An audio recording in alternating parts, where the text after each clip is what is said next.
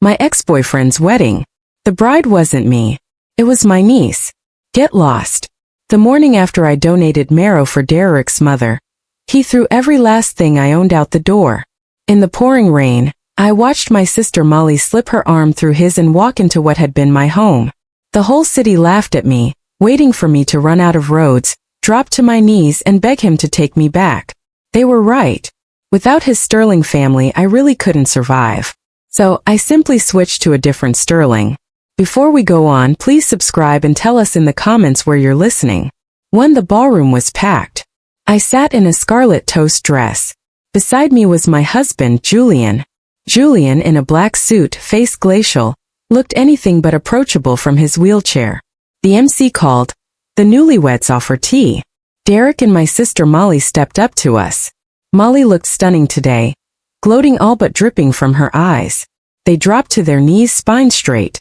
Derek's hand trembled as he lifted the teacup toward Julian. He didn't dare meet Julian's gaze, his voice bone dry. Julian, please accept this tea. Julian didn't look at Derek at all. He looked at me as if asking permission. I nodded. Only then did Julian accept the cup. He didn't drink, just set it on the side table. It was Molly's turn. She shuffled forward on her knees and tilted up a pitiful little face. Lacey, please accept this tea. The sweetness in her tone turned my stomach. I reached out for the cup. My fingers were an inch away when Molly suddenly twisted her wrist. A splash of scalding tea drenched the back of my hand. Ah! It blazed like fire. The skin flared crimson at once. Lacey, I'm sorry. I didn't mean to. I was so nervous. Molly shrieked, tears springing up as though I'd bullied her. Derek instantly shielded her and barked at me. Lacey, stop making mountains out of molehills. She didn't do it on purpose. You're the elder now. Show some grace. Watching the two of them act out this farce, I shook with rage. Whispers rippled through the guests, every gaze hungry for spectacle. Everyone waited. The brand new Mrs. Sterling. Would I swallow the insult or explode and disgrace the Sterlings? I opened my mouth and Julian moved. He picked up the cold cup Derek had offered, flicked his wrist fast and sure. Splash. The entire cup of chilled tea cascaded over Molly's head. Tea leaves clung to her salon-perfect hair. Amber rivulets ran off her chin and soaked the priceless lace over her chest. She resembled a drowned alley cat. The hall fell dead silent. Molly knelt frozen, stunned. Derek snapped out of it and yelled, Julian, what the hell? Julian didn't even blink, voice like shard ice. Nobody lectures my wife but me. He swiveled, lifted a moist napkin and dabbed my bruised hand. His touch was featherlight, nothing like the man who had just struck. Does it still hurt? He murmured. I shook my head. Yet my heart thundered. A commanding voice cracked through the hush. That's enough. Haven't you disgraced us enough? Eleanor thumped forward on her cane. She skewered Derek and Molly with a glare, then softened when she looked at me. Lacey, you've been wronged. She clasped my uninjured hand and addressed the room in a clarion voice. Let every guest here bear witness. Lacey is the Sterling family's lawfully wedded daughter-in-law, Julian's wife. Whoever disrespects her disrespects me, and the entire Sterling name. The weight of those words forged my place in the dynasty. Derek and Molly remained kneeling, faces cycling between green and white. Seeing them made me feel as if I'd drunk iced champagne on the hottest day. Julian set the napkin down and said to the MC, Continue. Snapping back to life, the MC poured a fresh cup for Molly. She was shaking so hard she could barely lift it, but this time she proffered it above her head with both hands. I took the cup, sipped and set it down with a soft click. Round one, mine. After the ceremony, Julian studied Derek's corpse-white face. His voice was low, yet every syllable carried. Starting today, don't ever call me Julian again. He paused, eyes like blades. 2-3 days earlier, I had just finished donating bone marrow to Derek's mother. Alone in the ward, the incision throbbed, but my heart hurt more. Derek and I had been together 5 years. From college to the workplace, I'd stood by him, watching him rise from junior assistant to Sterling's design director. I'd thought we'd marry, have a home of our own. When his mother needed bone marrow and his own HLA didn't match, I'd volunteered without a second thought. And it turned out I was compatible. I believed I was saving my future mother-in-law, proving our love. Instead, I stepped into my worst nightmare. The day after surgery, Derek brought my sister back to the apartment we'd shared for 5 years. "Lacey, we're done." Disgust filled his eyes.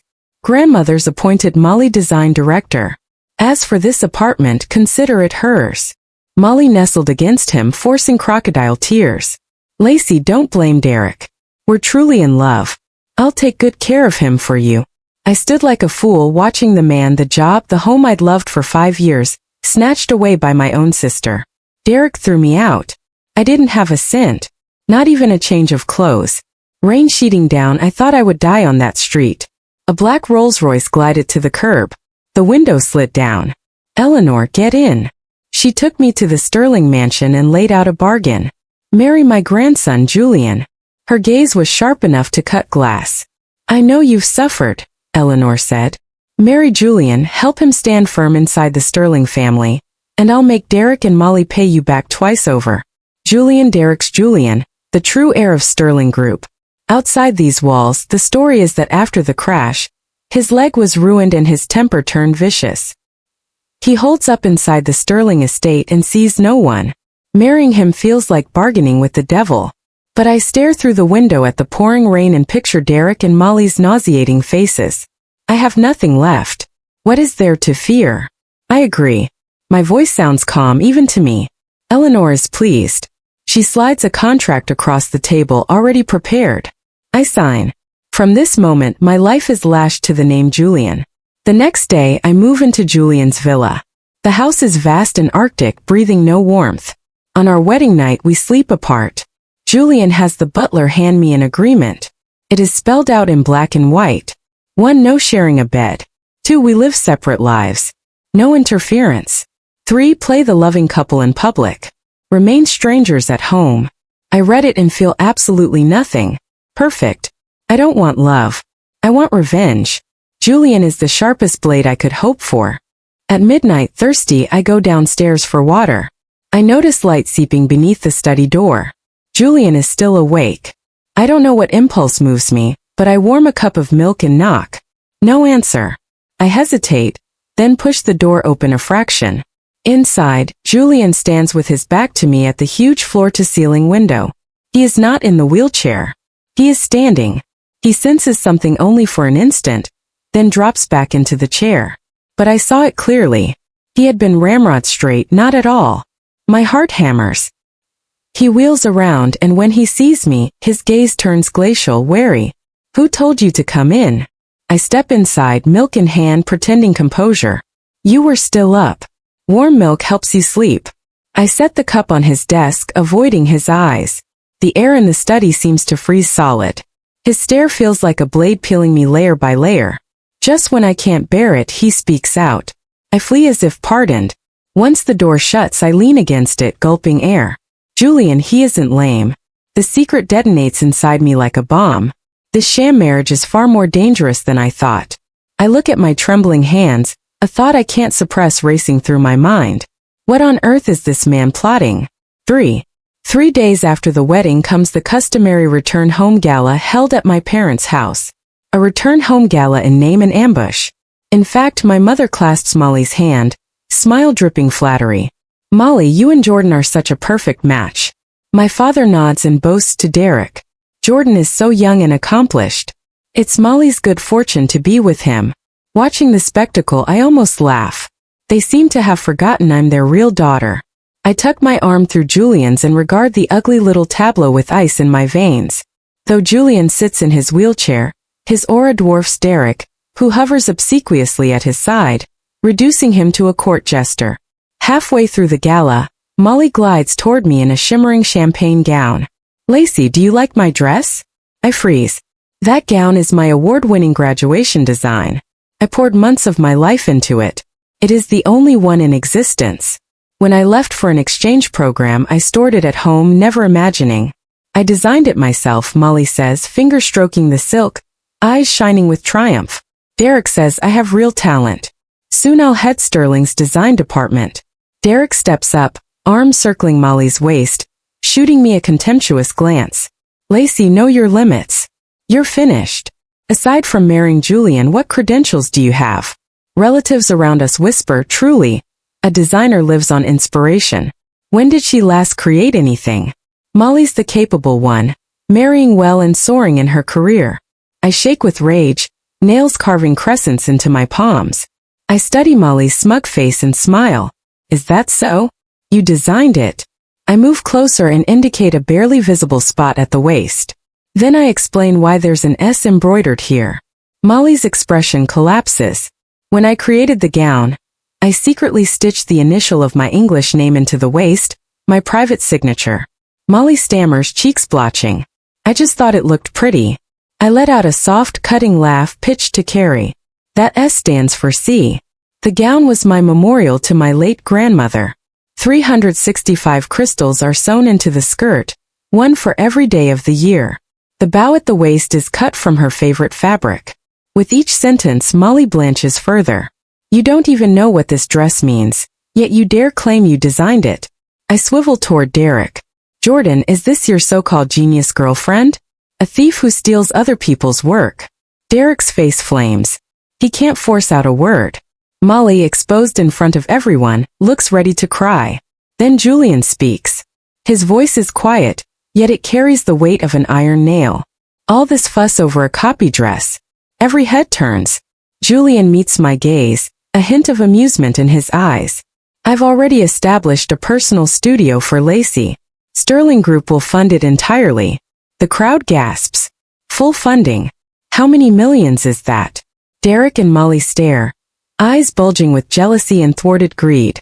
I froze too, staring at Julian in disbelief. He took my hand. His palm was warm, speaking to me. Julian used a gentleness I'd never heard from him before. Your talent deserves to be seen. In that instant, I felt for the first time how exhilarating it was to stand shoulder to shoulder with Julian. The gala simply dissolved. The ride home was silent. I gazed out the window and whispered, "Thank you." Julian didn't look over. He answered with a soft I studied his profile. This man was far more dependable than I'd imagined. A sudden certainty stirred in me. Perhaps we wouldn't forever remain actors in public, strangers in private. 4 days later, my personal studio opened. Julian gave me complete creative freedom and an open checkbook. I threw myself into new designs. Derek and Molly, meanwhile, refused to stay quiet.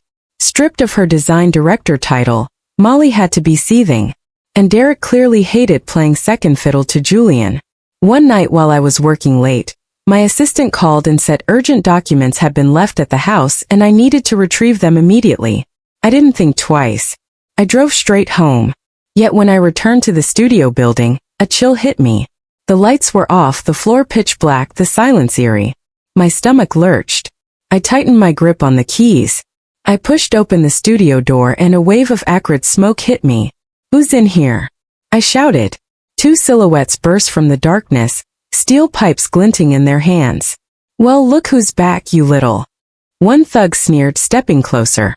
I stumbled backward hard, hammering. Derek. This had Derek's fingerprints all over it. They were here to torch my sketches. I spun to run. The second thug snatched my hair and slammed me to the floor. Run. Where exactly? Pulled metal pressed against my throat. I shut my eyes in despair. Just then the door exploded inward. Boom. A tall figure stood framed in the sudden light. Julian, no wheelchair. Julian was on his feet, his legs perfect. The thug escaped. "Who the hell are you?" Without a word, Julian strode in. Long strides eating up the floor. He moved like lightning. 2 blurred motions, 2 sharp cries, and the thugs were writhing on the ground. 10 seconds start to finish. He reached me, shrugged off his jacket, and draped it over my shoulders. "You're safe now." His voice was low, steady, instantly calming. I looked up, stunned. Moonlight silvered his face. His eyes held depths I couldn't read. I had just seen the secret he'd guarded most. Julian could walk. Back at the estate, Julian summoned a doctor to dress my scrapes. When we were finally alone in the drawing room, I voiced the question burning inside me. "Your legs?" He met my gaze, concealing nothing. "The crash 3 years ago wasn't an accident." The words were calm, almost glacial. "My injuries were minor. I healed fast. I played the part so they dropped their guard protection and bait to smoke out whoever tried to kill me. I was speechless. The Sterling labyrinth was darker than I dreamed. Only you and Eleanor know. No one else. His eyes locked on mine, utterly earnest. Now you carry my biggest secret. I understood the weight of that trust. From tonight on, we weren't counterfeit spouses. We were bound by a single lifeline. If I lived, Julian lived. If I died, he went down with me. I won't breathe a word. I held his gaze unflinching. From this moment, we're real allies. Julian smiled, my first glimpse of it. A faint curve, yet it lit his entire face. Good. He extended his hand. Ella clasped it. Our palms sealed the pact. Outside, thunderclouds threatened a deluge. We were ready. 5. The next morning, we leaked the news. My next label had landed a collaboration with an international luxury giant for a capsule collection. The fashion world detonated. I knew Molly wouldn't sit still. Sure enough, within 48 hours, my mole inside her camp reported she'd paid dearly to flip one of my assistants for the latest sketches. I stared at the message and smiled like a shark. The hook was set. I instructed the assistant to accidentally hand over a decoy, an elaborate design I drafted solely as bait. On the surface, it looked breathtaking. In reality, it carried a fatal flaw that would make the garment unwearable. Molly hugged those blueprints to her chest. Derek mobilized Sterling resources to rush the plagiarized creation to market ahead of me, bankrolling saturation ads. Overnight, Molly became the media's darling, crowned a prodigy designer. At the launch, she swaggered down the catwalk in the stolen piece, basking in camera flashes. Alex, what inspired this look? A reporter asked. Molly flashed a sugary smile at the lens. Inspiration comes from life and from my personal dialogue with fashion. Derek hovered beside her like a bodyguard, gazing with manufactured devotion. Molly's genius speaks for itself. With her at the helm, Sterling design will reach new heights. Julian and I watched from the villa sofa as the two clowns pined on live television. The higher they climb, the harder they'll fall, I murmured, swirling my red wine. Julian sliced a piece of steak and set it on my plate. Everything in place? He asked. Locked and loaded. We just pulled the trigger. The Sterling Group's annual fashion gala is in 3 days, isn't it? Julian smiled too. I've already saved the final slot for our so-called genius designer. In 3 days, Molly and Derek would be finished. I couldn't wait to watch them plummet from the clouds into the mud. That day arrived quickly. I took a sip of red wine, my eyes glinting with cold light. The game had only just begun. The Sterling Group's annual fashion gala was the most high-powered event in the industry. Every last millionaire, fashion mogul, and heavyweight outlet showed up. Backstage, I stood quietly in my real creation. My design was called Nirvana. Out front, the show had reached its fever pitch. The MC shouted excitedly, "Next, let's welcome tonight's grand finale designer, Alex, and her latest collection with our warmest applause." Under the spotlight, Molly strutted onto the stage in the knockoff of my discarded draft. Proud as a peacock, the audience thundered with applause, camera flashes strobing without pause. Molly stood center stage, bathing in every gaze her moment of glory. Derek stood below, staring at her in open adoration. Just as Molly bowed to soak up her ovation, everything unraveled. The ballroom door swung open and a fair-haired, blue-eyed foreigner strode in, flanked by bodyguards. "This is Mr. Anderson, Chief Legal Officer of the Global House LV," the MC announced, suddenly uncertain. Anderson stepped straight past Molly without a glance, seized the microphone, and in flawless Mandarin, delivered an icy pronouncement. "The piece Alex is wearing flagrantly copies our brand's upcoming worldwide flagship. Here before you all, we lodge the severest infringement claim against Alex and the Sterling Group." Gasps detonated through the crowd. Molly's face drained white. She stared at Anderson in disbelief. "No, that's impossible. I designed it myself." Anderson gave a cold laugh and snapped his fingers. The giant screen behind the Sterling lit up. Surveillance footage rolled. Molly furtively took a document pouch from my assistant. Cash passed between them. Next came invoices proving Derek had embezzled Sterling funds to bankroll Molly's plagiarism. Irrefutable evidence. Derek and Molly went white as paper. Guests erupted in scandalized chatter. Unbelievable. Outright plagiarism. A disgrace paraded on the world stage. At that instant the spotlight shifted. Another beam lanced through the dark. I glided out in the true Nirvana showstopper. A floor-scraping scarlet gown embroidered in gold thread with a soaring phoenix that made every head turn. I reached center stage and took the microphone from the stunned MC. My concept is the phoenix reborn from flames, I said. Dedicated to everyone who's ever fallen in the dirt, yet refused to surrender hope. My gaze swept to Derek and Molly, their faces green. Some people steal another's feathers and think they're phoenixes. Sadly, a pheasant will never transform into a phoenix. Applause exploded louder than before. Molly's knees buckled. She collapsed on the sterling. Derek lunged to help her, only to be blocked by security. The show wasn't over. While every eye was on me, Julian slowly rose from his wheelchair in the front row. The move detonated like thunder. The entire room sucked in a collective breath. He swung his long legs forward, steady stride after stride until he stood beside me. Julian plucked the mic from my hand, torch-like gaze sweeping the room. Good evening. I'm Julian. Effective immediately, I resumed my role as Sterling Group CEO. He paused, glacial stare landing on Derek. First order of business. Derek is hereby terminated for gross misconduct, damaging the company. Derek quivered, face corpse pale. Second, Julian's eyes flicked to Molly on the floor.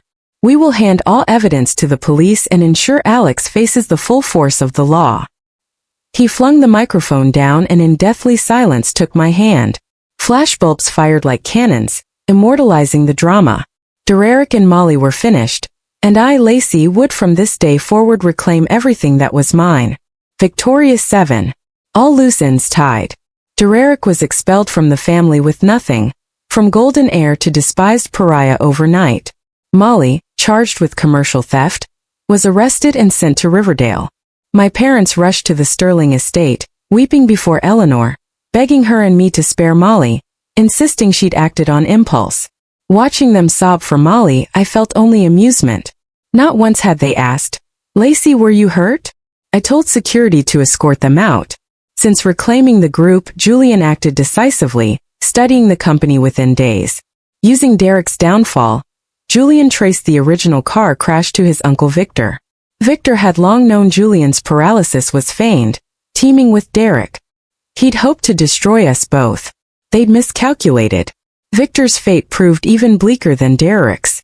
When the dust settled, Eleanor summoned me to her study. She apologized, admitting she'd chosen me to jolt Julian awake. "But I truly thank you, Lacey," she said, eyes rimmed red as she clasped my hand. "You gave me my grandson back." I merely smiled. A fair trade. Neither owed the other. Riding Nirvana's triumph, I officially took charge of Sterling Design, becoming its true director. I visited Riverdale once to see Molly. Through the glass she wore prison orange, hair limp, spirit broken. Molly caught sight of me and flung herself against the glass like a maniac, cursing at the top of her lungs.